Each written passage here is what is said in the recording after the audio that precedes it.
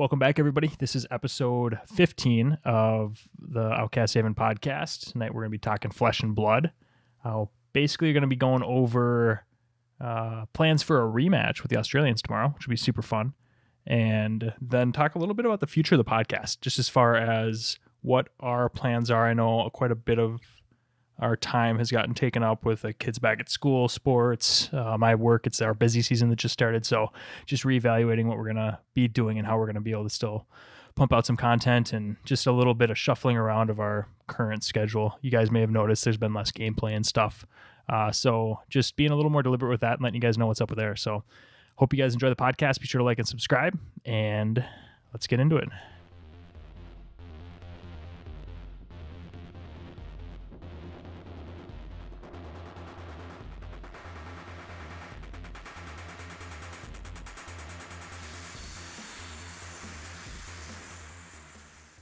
So, starting off, we'll talk a little bit about our rematch. So, I'm super excited. You'll notice Jason's not on. He's also going to be playing in it. I don't know if Mark's going to be joining us tomorrow or not. I know that was kind of a big push, but Jason's not feeling too hot tonight. So, hope he's feeling better by tomorrow because we need him to help us pull some weight into our Australian friends. But what are you running tomorrow? The deck I've been playing the most lately is definitely Ranger. I think after playing it and doing some theory crafting, listening to like how Toby plays it and seeing it in action, I definitely fell in love with Ranger and the play style. I mean, from every game you've played with me, you know, I like decks that don't necessarily like sit back and hold my tempo and then try to win. I like decks that I like disruptive decks that create disruption in my opponent's game plan. And I think the arrow package with Crucible definitely like creates more issues with people with, you know, adding on top of Red in the Ledger. Now you've got Remorseless and Sleep Dart, which really just create a ton of issues for people.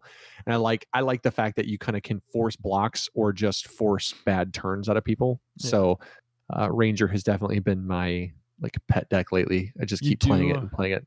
You do definitely love to like give people the opportunity to make mistakes. Like that seems to be, it's like not, you don't just want to like hold tempo and win eventually. You want to like make the other person feel really bad that they're losing. I do. It's something about like, I've always loved in other games. Like I think a lot of people don't play aggro because their mindset with aggro is like, I either win fast or lose fast. And I think there's some truth to that, but I think I like to play like an aggro. Probably the best way to describe it would be like aggro mid range. Yeah. Like I like a deck that starts real fast because I think it makes people make decisions early. And I think it's funny how every game we've ever played that kind of tends to be the decks that I gravitate towards. Like I want a deck that has some options, right? Like it can play a little bit longer game.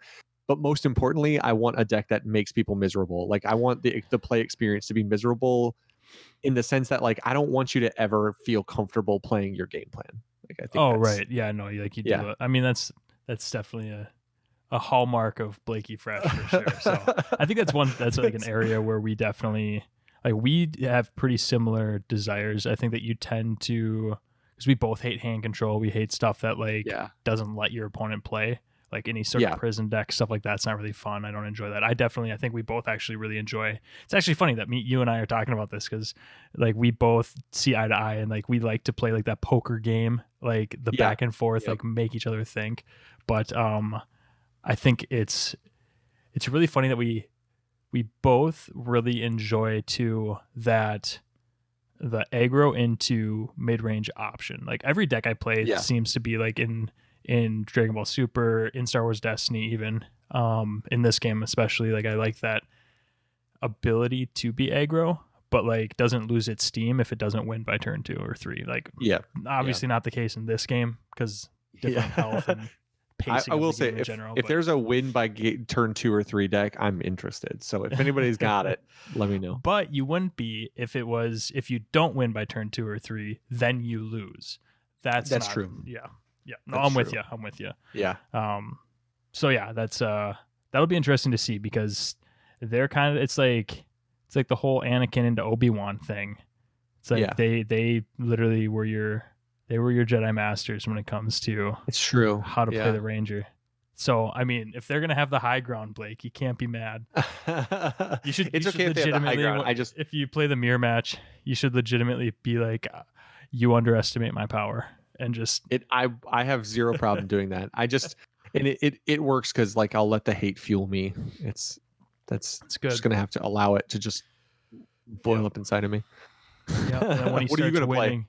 Ninja? Are you gonna play Ninja? yeah, I'm probably gonna play Ninja. Honestly, I just haven't had time to practice. Like, there's been so much going on, like just in my personal life, that I have not had time to even mess with Runeblade. So, the set aside time slots for us to play have been the only games I've really ground recently. So, Yeah, unfortunate, and hopefully that changes here with some more deliberate scheduling on all of our parts. So, we'll. I mean, we've also, I think that can be a product too, where like I totally understand why people don't play multiple games when they play like a TCG and they're like really into it. But at the same time, I have the issue that I just like them all so much that I can't help myself. Like I've even to the point that like I've gotten myself sucked backwards a little bit, and I've been playing like on a weekly basis. I've been playing some Star Wars Destiny with a friend, and I'm literally going tomorrow night. So it's like I played Flesh and Blood this week. I played DBS, last night and tonight, and then tomorrow I'm gonna go play Destiny, and I can't help myself. It's just fun. Like I like playing games, but as a product of that, I definitely don't get to invest as much time in one as I would probably like to. I know. I'm like in 2. I'm trying to be competitive in 2, and I'm less competitive in both, and I feel it. I know I'm less competitive in both games, but I think I'm still competitive enough to enjoy playing both games still. There's no way I could handle a third game. Like Jason and I were Digimon, and I'm just like, dude, leave. Get out of here. We're not doing that. Don't try to talk me into it, because you could. He could definitely talk me into it, and you need to stop me. You need me to like, hey Dane, remember that podcast? Like, don't do it. You will quit all the games. Here's my thing is, at the end of the day, like Destiny is just for fun, and I have all of it, so it doesn't hurt me to play it. I can play it really casually and just have a good time. So that doesn't bother me. I like playing these games competitively, and at the end of the day, I know I just have to accept the fact that maybe I'd be less competitive, but I have to play. Like the Fab is so good gameplay wise, right? That it's just too fun not to play. Yep. I can't help myself with Dragon Ball Super because the IP and My Hero Academia is coming out, so I'm just I'm a sucker, and I'm getting sucked in. I just know it, but it's okay because like I love all these games so much. And I forgot. I legitimately forgot that I bought into Universes. Like I already. Oh yeah, I've got 2 decks that I've like, and then I pre-ordered. I pre-ordered like 2 boxes of the My Hero Academia stuff. So the number of pre-orders is terrifying because I have get ready because we're going to be playing Universes. So if you're interested in Universes or you love My Hero Academia, get ready because we'll give you some content for that. There's a reason that we didn't make this just a Fab channel. It was actually a pretty lengthy discussion. A little behind the scenes. We don't have a lot to talk about, and we're going to get into like our like schedule, like, and how our sort of content schedule that we're going to be going into here a little bit, and it ties into the fact that like we don't have a ton to talk about tonight. But so let's do like a little bit like behind the scenes. So like we had a pretty lengthy discussion about how we wanted to structure the channel. And like how we wanted to, basically what our goal for content was going to be, right? And I think we all agreed that we love multiple games, but that like Fab was sort of the area lacking. DBS had a ton of great content creators already going, and like 1,000 subscribers strong. There was Universe's content. There's a couple big channels, but not a ton. But we knew that like Fab was missing right now because it was a really new game. So we're like, okay, cool.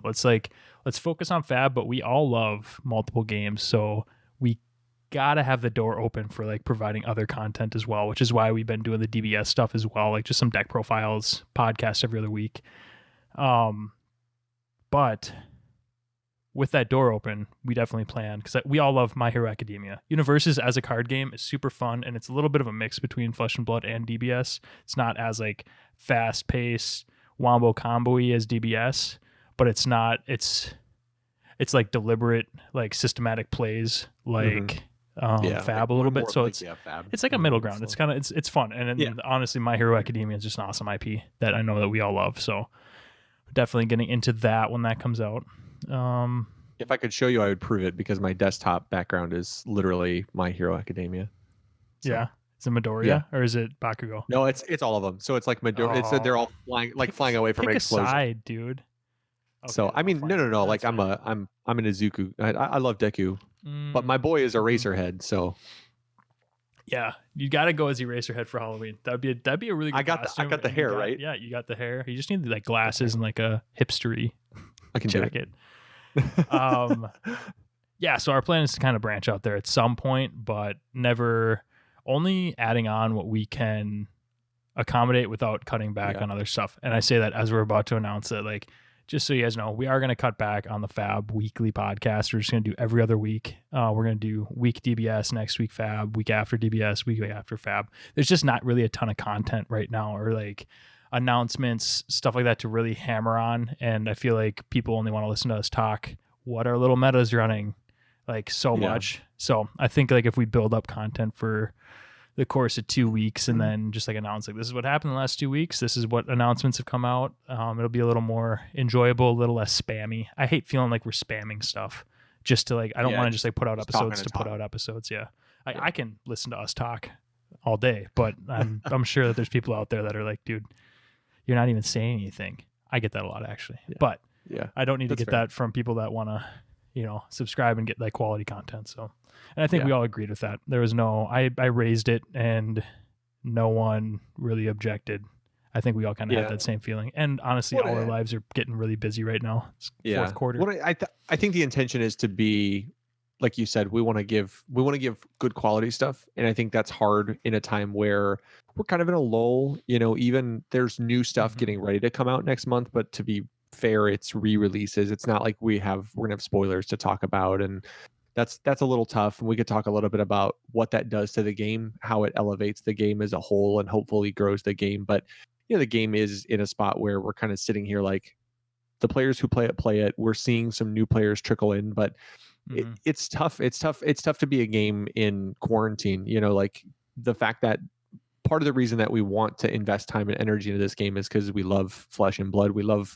We think Legend Story Studios is just doing a really good job. As much as we can sometimes, we always tell people like we don't want to be pessimistic, but we also all tend to be realists at the very least.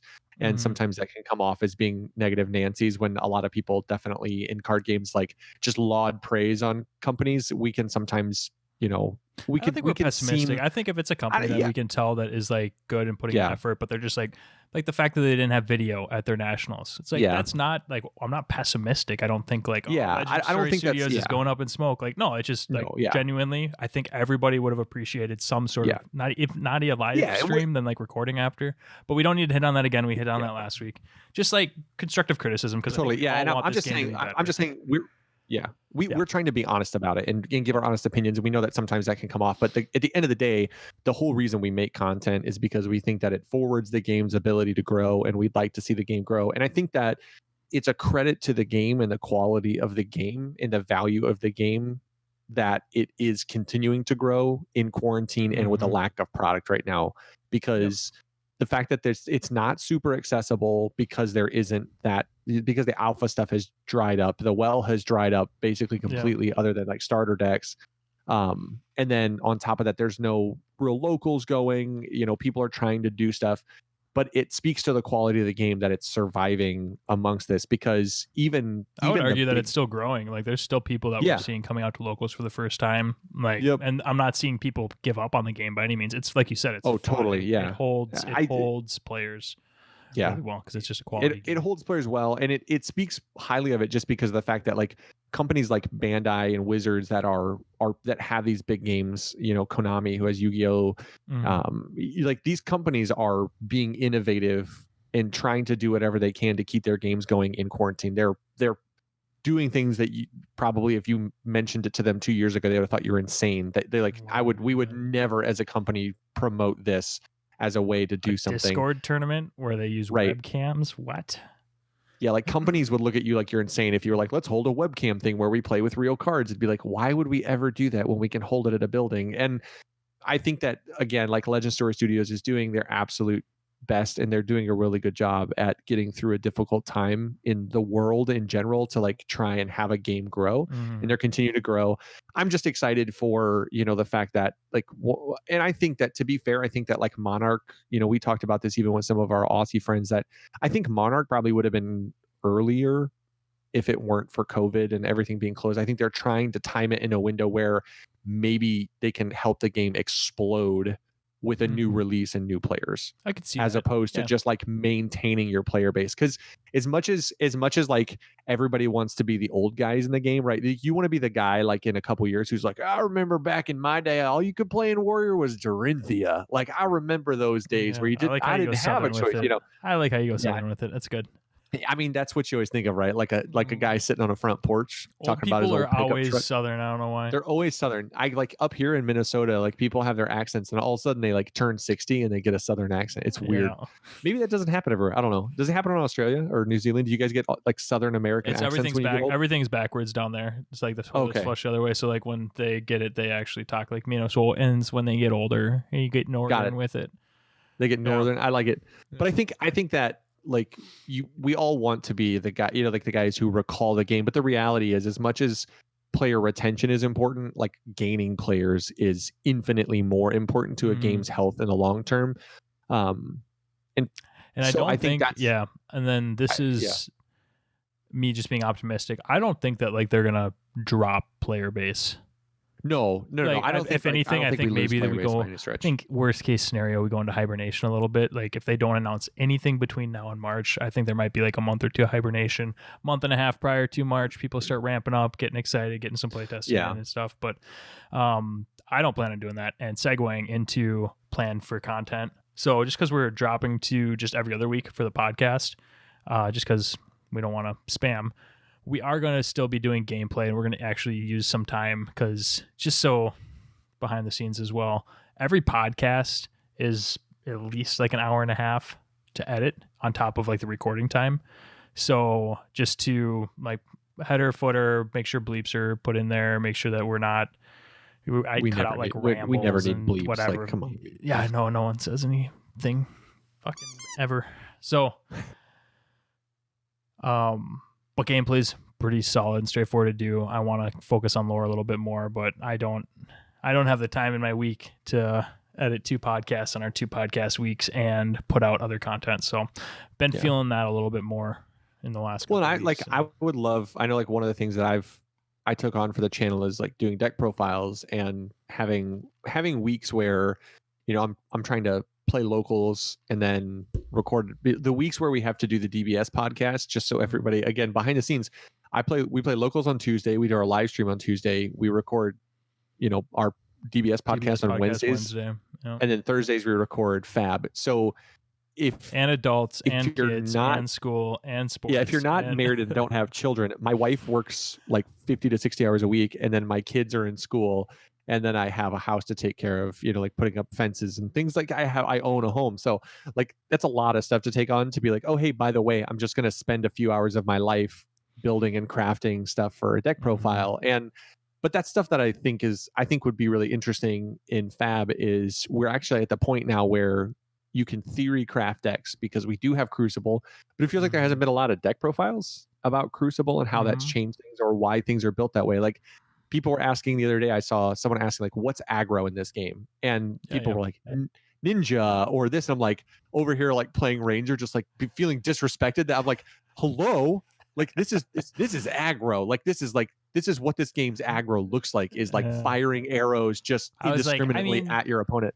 I was like, I don't know if ninja's aggro. It goes wide on attacks, but it's not like, I don't know what there's not like a true archetype like breakdown in this game. Cause like, what is aggro in this game? Is it big attacks or is it lots of little attacks, or is aggro just lots of damage? Cause I mean, everything. Cause I think that's, and I think that's where like, it's not, so I think that's where this game can be a little unique. And that's why like deck profiles could be interesting, is because there's legitimately I feel playing like a strategy inside of, you can play almost every deck and every strategy, right? Like if you wanted to play Ranger more control, you would put of all of your higher block cards in and try to just ping an arrow or two around and just just try to push through a couple damage.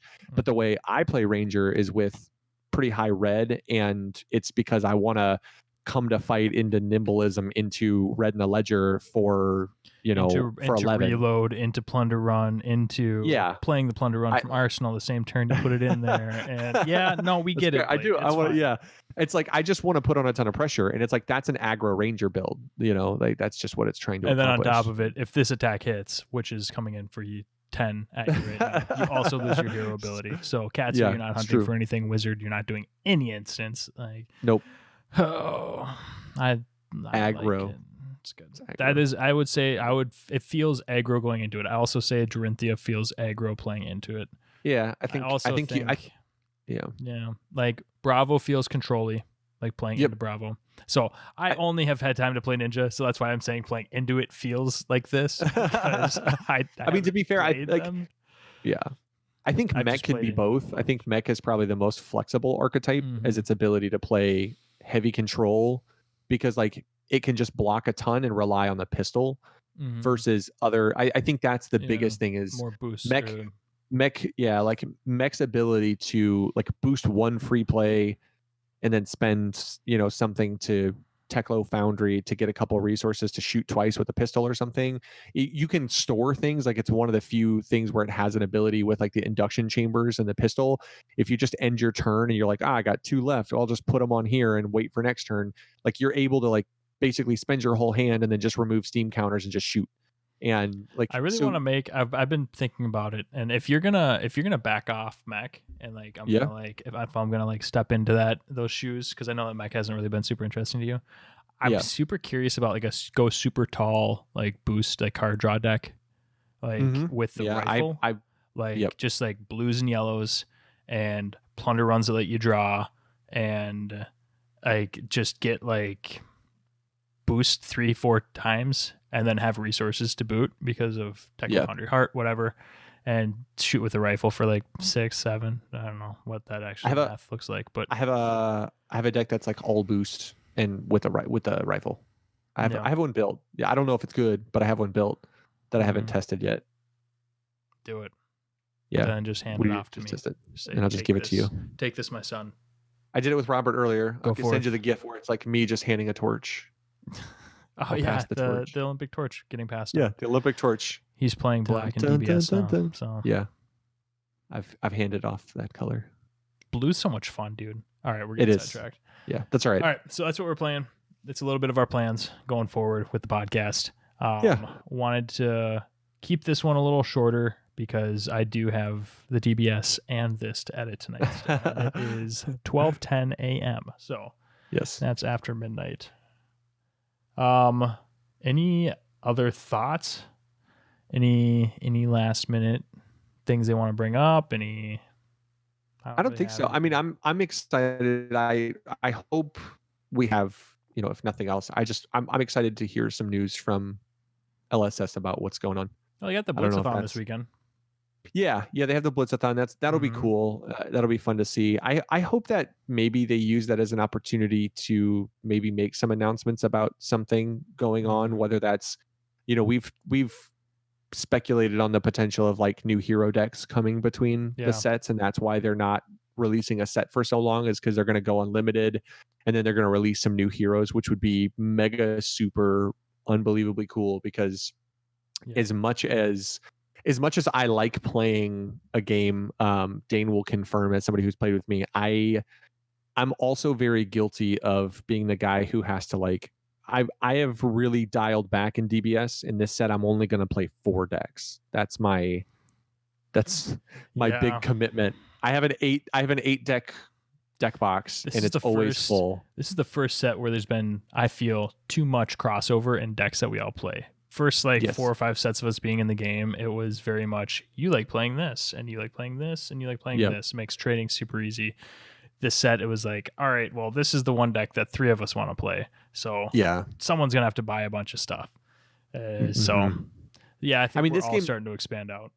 This game has been great. I think because we play a second game now with Fab, we've been able to all kind of like have more of archetype specific things. which is nice. But I'm just excited. I would love, like, as much as I love Dorinthia, as much as I love to play Azalea, like, it would be cool to experiment with different heroes with different abilities to see if there's new archetypes inside of the thing without that specific one.